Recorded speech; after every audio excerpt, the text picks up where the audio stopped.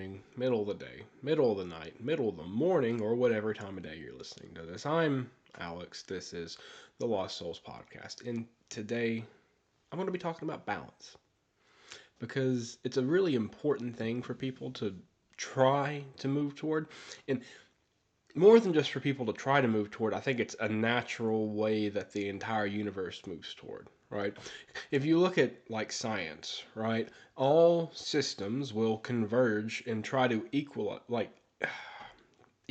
that's not really a great word, but that's the word I'm going to use, and find a steady state, right?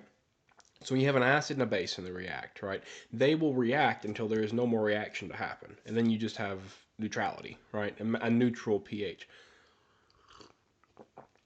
Um, I think that's a pretty much universal truth of everything. If you want to apply it further, is that what we should try to find in every walk of life is that balance which comes from just going through things until they even out.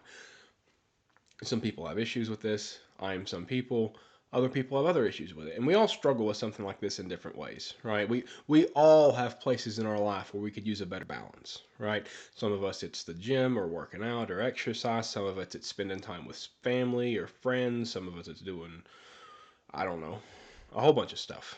Like you can apply it across the board to pretty much anywhere, right? And so I guess where I'm going to go is I'm just going to start with what started this for me, because most of the time I get on here and I'm ranting and raving because I saw one singular article and now I'm like, okay, that is bullshit, and this is a narrative being spun by like the rich and powerful, and I can't just sit by and let them take control of the world like that. Okay. Even though I don't think I can stop anything.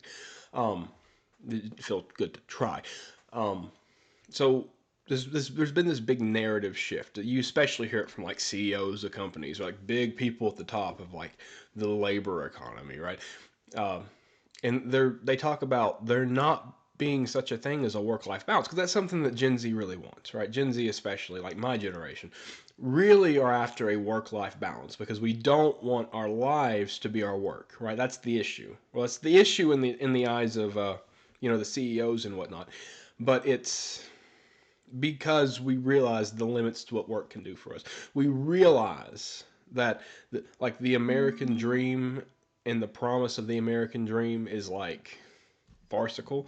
Like it's not going to happen, or it doesn't happen in the way that it's happened. It's not even that it never existed in the first place. Is that today, well, it never existed in the first place for the entire population. That's probably part of the shocks we're seeing now, because I'm saying this as a white male, because to me it actually has failed, right?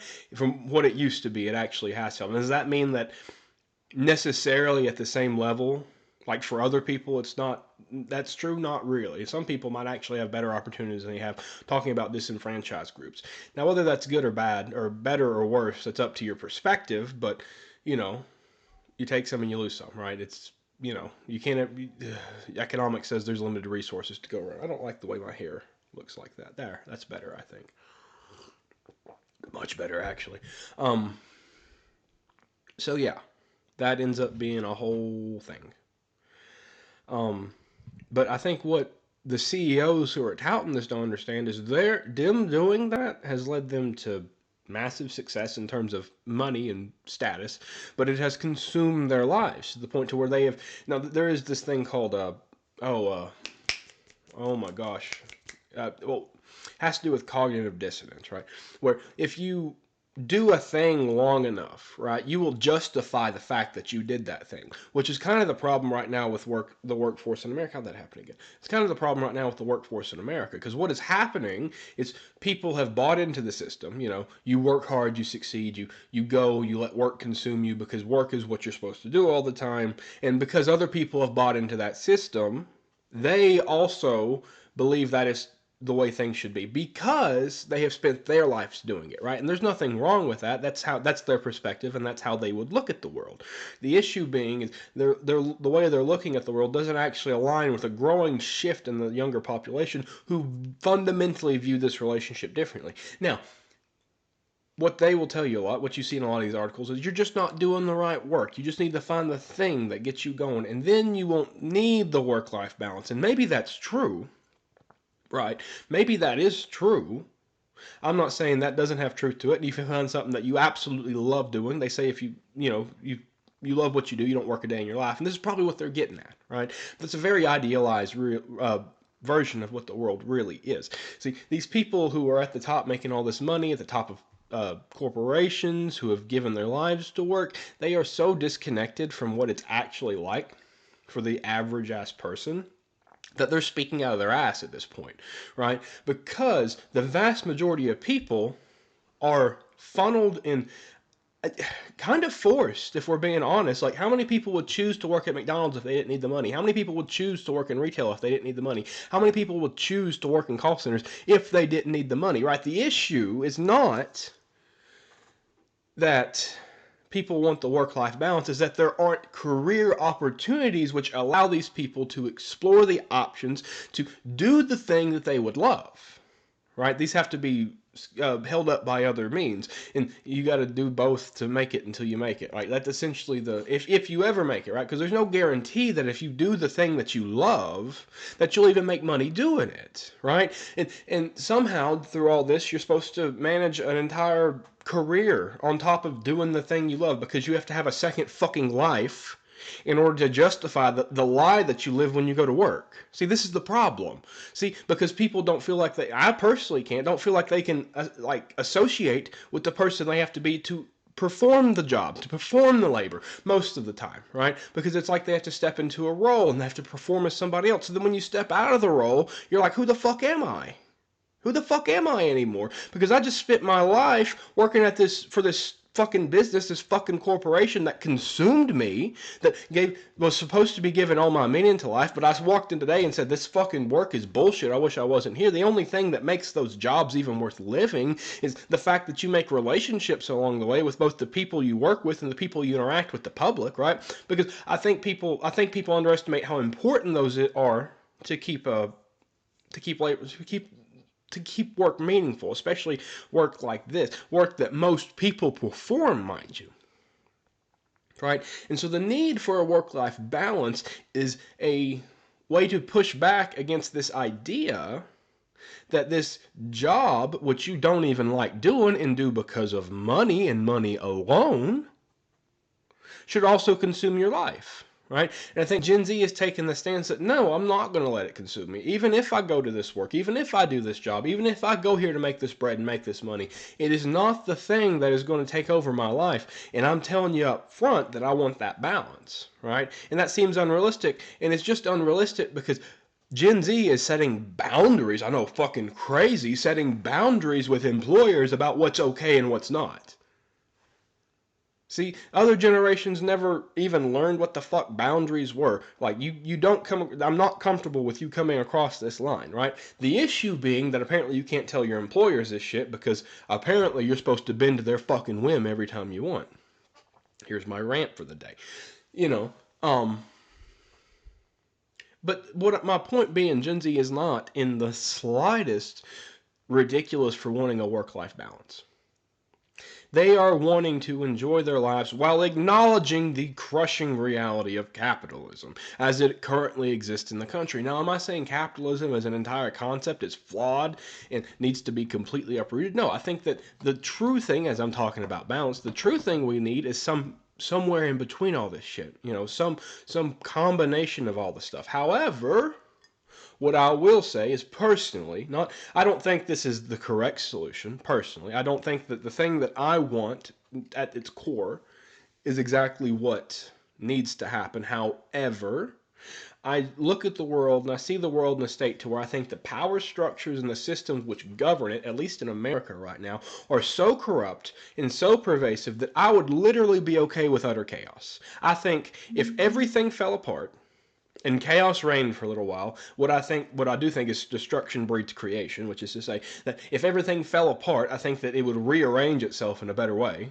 which is essentially what I'm saying. I think we're at a point to where either radical change needs to happen in order to they at least need to work with the fucking youth. They at least need to work with Gen Z here and say, when we want a work-life balance, we fucking mean it. You know what I'm saying? And that, I got going. I need to stop for a second and catch my breath and thoughts before I really end up going off the deep end, because I do that sometimes too. Okay. But what I am saying is that, from my point of view, that's what it looks like we need. And because of that, you could probably consider me somewhat of an anarchist. Now, am I going to go out here and do shit that supports anarchy? Probably not. I mean, aside from this, um, almost assuredly not, because I'm not sure that will actually happen. You know, there would be great loss. There would not. It's not like this change would come without pain and suffering, right? But any change really does, if we're being honest about it. Not just with systems, but with people, because of the way it affects people. At the end of the day, everything is about people. And if we're not taking people into consideration when we make decisions, we're making stupid fucking decisions, which are inhuman. Right? That's literally what it is. When we don't take into account the emotions and lives of people when we make decisions, I mean all people, not just a few, what we're doing is we're turning decision making into an inhuman goal, an inhuman activity. Which, if we actually look at the lives of people and how they live it, how many decisions can you make separated from humanity, separated from human emotions, separated from social dynamics, right? You don't get to make many. But somehow, once we get to the level of corporations where they're making fucking stupid profits, what we've got is a situation in which that's okay. Right? Because you're not considering the low man on the totem pole. You don't have to look at your basic worker. You don't have to look at middle management. You deal with the important fucking people while making the decisions for them, right? Having got go down the line down to the bottom, while that the whole time the only consideration you're making is for the bottom line of that company, without actually considering the thoughts, feelings, emotions, and mental states of the individuals that you are subjecting to the kind of situations in which you believe are going to maximize productivity. I understand why companies want to make money, but at what point is it happening at the expense of people's freedom and autonomy not a problem? Right? At what point is it that, because what they want now, what powers it be? I know that I say they, like some powers it be. And I don't think it's actually like one person or one body. I don't think it's the fucking Illuminati making these decisions. I think the system itself is flawed in such a way as to where these become the outcomes because of the lack of humanity which is being inserted in them, because they're made by economic decisions, not social and emotional and personal reasons, right? These aren't factors in decision making for businesses, right? And you might say, well, a business shouldn't have to. That business's job is to make money, so why would it consider um, these things about people? Well, I would argue that a business is only as good as the people it has fucking working for it. And so, yeah, if you want a successful business, then you need to take into consideration the thoughts and the feelings of your fucking workers. Oh my God, it seems like rocket science. And you know what? If you did that, Gen Z might actually fucking like somebody and might actually like a little bit of work. And they might be willing to give a little more. Why? Because you're treating them like human fucking beings and not robots. Because that's the issue too, is that especially with the corporations, I don't think it's as bad the smaller the business you get, because you have to work around these people more, and so they're humanized more the smaller the business is, right? But what happens is, it's like these companies expect people to perform robot-like tasks with robot-like accuracy, lacking any thought or precision except follow the fucking script. And that's not how people function, right? There's a reason we have actors, because there are people specialized to do that shit. People aren't. Except now. Now you're making everybody into an actor. It's a whole fucking performance economy. And it's bullshit, but it is what it is. And now, before I spend all my time talking about work, let's actually talk about balance in some other ways, right? And so one of the ways that I think that people need to look at balance is the relationship between good and bad, or good and evil, or whatever you want to call it. And the same thing goes for like light and dark, good and evil, stuff like that, right? Because, and here's something, a philosophical point, which I actually think about a lot, and that's that good has no meaning if not for the bad. The good would not exist if the bad did not exist, right? The both are just as important to each other for either to exist, right? And so when we talk about evil in the bad in the world, right, they only exist in so much as there is good in the world. So if you want to look around, and see all the bad things happening. And yeah, there's tons of bad shit. There's always tons of bad shit happening. Yeah, humanity has a massive capacity for evil, right? I mean, look at what's happening in the Middle East right now. I'll leave that where it's at. But I also believe, just as extreme as that evil or darkness that you see within humanity, also exists the light and the good, right? They're two sides of the same coin in the grand scheme of things. And so you just don't see the good so much, right? Because the good doesn't happen in large events. The good happens in small interactions between people. The good, oh, excuse me. The good happens when you say hi to the person walking down the street. The good happens when you pay for the food of the person behind you in line. The good happens when you show up and you're there for somebody who needs it, right?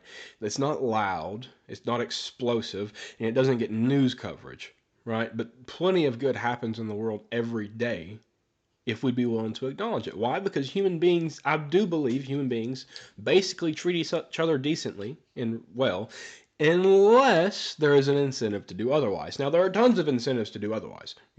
Um, some people just don't like, some people just don't fit well in social situations. And so there is a reason for like ill will, right? Um, there are reasons. There are social reasons. There are economic reasons. Like you might treat somebody badly because you want their job or because you want money that they have or X, Y, Z. There are economic reasons. There are social reasons. There are political power reasons. Because like you might not like somebody because they're your opponent or in some way, shape, form, or fashion. There are reasons to not have goodwill towards somebody. Right? People can do you wrong. Does that? I mean, yeah, you can choose to treat them well, but people can do you wrong. And if people do you wrong, then chances are they're going to hold some ill will towards you. That's just the way life goes, right? Now, is that now, we would probably consider that on the bad side, but that's just a normal part of the human experience. Like the good of the human experience is just as important as the bad of the human experience. And together they come together to make a balanced whole. You know what I'm saying? Like they come together, the good and the bad. It's the yin and the yang, right? The whole good and the bad and the bad and the good, and it's all this cycle, this circle which fits into itself, right? And that's a really good way of visualizing it, right? It's really hard for me to like explain it with words, but the image of the yin and yang symbol, I'm not going to put it up here. You've probably seen it before, like 95% chance you've seen it before, probably more. And if not, you can just go look it up. Super easy, right? Super easy. I mean, it even has the light and the dark symbolism, right? I mean, and you could talk about that all day. I mean, well, you could. I'm not going to, but you could. I could break it down and be like, oh, well, I don't think I go too far with that actually. But you could expand that, right? But that's not the only place that people need to find balance in the world, right? Another place that I think people overlook a lot when it comes to balance is the balance between fun and discipline, right? Or pleasure and, I don't want to say pain, but pleasure and suffering, right? Because discipline itself brings some amount of suffering because you are preventing yourself from experiencing the thing that which would bring you pleasure for the purpose of probably delayed gratification of some sort. That or some amount of reclaiming control of your life. There is more than one reason to exercise discipline, right? Sometimes you just want to do it to test it, and sometimes you want to do it to grow or try to test yourself, right? Because I've put myself in situations before where I need to show discipline in order to grow discipline. Because if you're never tested or tempted in a way to not be disciplined, then you're not actually building discipline. You're just removing the stressors which allow it to happen in the first place. And those aren't the same thing. Like there's a difference between resisting a temptation in the form of discipline, right? Which is the same muscle that gets used when people don't eat and are on a diet, right? And there's a difference between eating because you choose not to eat and eating because there isn't food there, right? You get that. People, I think if somebody's listening, I think you might get that better, right? And so but the latter of the two isn't really discipline, it's just lack. Right, it's scarcity more so than being disciplined about it. But at the same time, people swing too hard into discipline, right? I've been guilty of this before, where you think everything you got to do is work, everything you got to do is go, everything you got to do is to hold yourself back. It's asceticism it's a philosophical principle, and the fun side is actually hedonism as a philosophical principle. The idea that you should maximize pleasure in the world versus the idea that you should limit yourself in a way to keep yourself pure. Or, I mean, I don't want to say enlightened, but more less emotional, less responsive, and more considering more slow, more deliberate in your actions, right? Which is the goal, is to live a life which is slow, deliberate, and not ruled by emotions, right? But see, that's also an idealistic state. Just hedonism is idealistic just as much as asceticism is, because both are an absolute, and you can try to live by, but neither alone will actually give you a full life, right? That happens in a lot of things. You can set up dichotomies between trains of thought which are opposing to one another, but when two opposing forces go against each other, like the ideas, I like to think of even ideas as a form of energy which can come into conflict with each other. When it happens in the mind, this is called cognitive dissonance, which I've already went over, right? And usually one wins, or you find justification for one versus the other, right? But through these opposing conflicts, these opposites, this union of opposites, which I think is something which shows up numerous times over and over again. I mean, that's the entire to me that's the entire basis of like reproduction, right? Aside from sexual reproduction, I will say, which is, as far as we know, the most common form of reproduction, at least on Earth. Could be elsewhere, could be different. Like, say there are aliens out in the world, they could reproduce in ways we've never even thought of. That's the thing too, is we want to anthropomorphize the existence of aliens, and like they're all little green men with arms that look kind of like humans, but like with big heads and black eyes, and maybe that there've been encounters or whatever with aliens. I don't know. I don't think anybody knows enough unless you've experienced. I have not experienced it personally, or maybe if I experienced it personally, I would have a different opinion on it. But I think we just don't and cannot truly understand alien life because it's alien until we get there, and it could be so radically different from what our conception of life is that we would have a very hard time understanding it, right? If you wanted one form of justification for why, if there is aliens, why the government might hide them from people. I'm not saying they're right in doing that. I'm saying that there are reasons why that might be the case. Where was I? A6. Oh, the union of opposites, right? And so this is what I see as the creation of life a lot of the times, especially new life in terms of human life, right? It's the union of opposites, the sperm and the egg, right? It's this union of opposites, and through that union is there a new creation, right? This is also kind of true of art too, because what are you doing? You're taking, say, a skill, like say drawing, and you're combining it with something which is kind of not directly related to it, like this thought in your head. So you're taking the thought and the idea in your head combined with a skill or some other medium by which to express it, and you're making a new thing out of those things, right? This is the act of creation across the board, right? Because there is no form of art which exists in a vacuum, right? I've heard plenty of stuff. I didn't do too much into art, but I learned about it to an extent, and art. What is it? It's oh my gosh, there's a word I'm missing. It's like art begets life begets art. That's the phrasing I'm going to use, right? So it's this cycle where you cannot create without life to fund that creation, right? You can't just have the drawing skill. If you just knew how to draw without any experience, without any life in your head, you would not be able to create a thing on a piece of paper, right? Because you wouldn't have a concept of what it is to create. Now that's a really unrealistic example, because of course if you're drawing or something, you're going to have. That's my phone.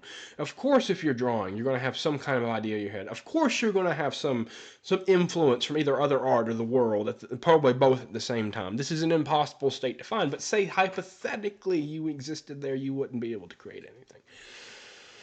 Right. And so it's the union of mind and body, sometimes to some extent too, when you're doing this stuff. Like you can look at it in different ways, but the creation of nothing is created without a union, right? Except possibly the first thing ever created, or the first few things ever created, right? Or the if that makes sense, the first which was emergent from the all. Because in the way I look at the world, everything was once one, and then there had to be something which split that, which in that specific situation, and I guess from the beginning, I guess until, well, see, I guess the difference might be consciousness, right? Because from that initial start, well, no, because stars exist, right? See, I'm working through this as we're talking too. And stars are really the union of things. Well, it's pressure. No. I don't think so. I think I'm going to hold the position. I think in nature, right? I think in nature and things which are not conscious as we understand them, which might that doesn't really include plants, doesn't really include fungi, doesn't really include people or animals or any of the life we would find on this planet. But in the cosmic scheme of things, it's just a separation, right? From the initial whatever, it's a separation and then finding the balance in that separation, right? And then eventually, when you get down to conscious beings who can create on their own, which is from the first spark of life, because see the crevice can't be carved out without the water, right? It's the that is even still the combination of things. So even that is an act of creation if you think about it. But the earth working with itself, the water and the earth, right?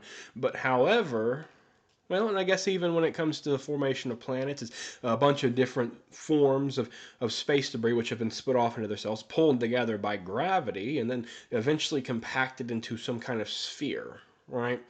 And so I guess outside of the initial expansion of the universe, which who in the hell knows how that happened or what was going on there, since then it's been pretty much the union of opposites breeding creation.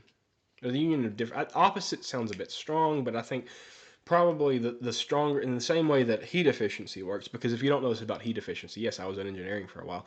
The bigger the differences in the temperatures between like a heat pump, so whenever say it's really cold outside and your heat pump's trying to create heat, right?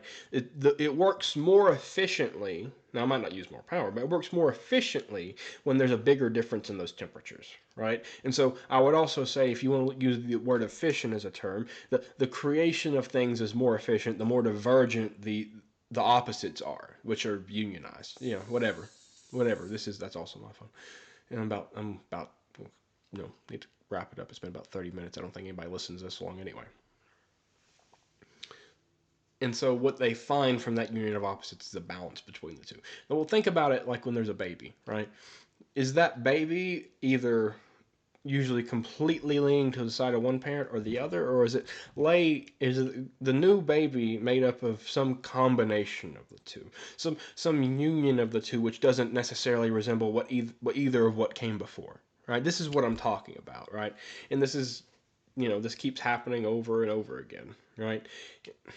There's also such things as division too. So I don't want to say that union of opposites is the only way by which creation is formed, because you have the initially you have like with reproduction, there's the initial cell and then the cell reproduces itself, which I think happens largely through cell division, right? Which if you think about it is almost identical to the first. And if cell division happens, that's not really the union of opposites, it's the separation of a whole. So once you get back, okay, so it's the microcosm macrocosm thing. I'm figuring this out now too. And so what happens is once you get to a beginning, right? And so once things at the start of things, when things first begin, it's the separation which binds them. But once things are taking off and exist as entities unto themselves, then it's the union which brings creation, right? But at first, it's not really creation. It's pretty much just riding off the coattails of the creation which already happened, if you think about it that way. But it ends up becoming its whole thing again, right? Everything, this is what happens, and this is what I find out, and this is what drives me crazy sometimes, is everything, the deeper you go, the more things repeat, right? If you think you have this big thing, and then it repeats at a smaller level, then it repeats at a smaller level, and then philosophically the same things happen, right? And even life seems to work in cycles. Now I'm biased because of whatever disorder you want to say I have, but it looks like life works in cycles like that, where you repeat things, where things get repeated over and over again. I genuinely think that problems keep appearing in your life until you fix the problems, or until I think the universe itself is probably a living conscious thing, which is deeply connected to us on a level we don't truly understand. But hey, what do I know? And so I think that the universe is constantly working with you in order to show you the things that you're trying to learn, show you the things that you need to move through. And I think you're continually presented with challenges to do such a thing. So if something keeps showing up in your life over and over and over again, it's not a coincidence. It's because the universe is trying to get your attention. Something bigger than you is trying to get your attention, and you need to start listening to it. Right? That's what I'm saying. Now, is everything that does this, is everything a sign? No. No. This is where discernment comes in when it comes to like spiritual things. This is when you have to be able to apply your own feelings and logic to these things to come to a conclusion on your own about it. Right? Because at the end of the day, you're going to be the person deciding exactly what and why you do the things you do. It's been 30 minutes. I've ranted for long enough. So I'm just going to call it there and stop before I just keep going. I've been Alex.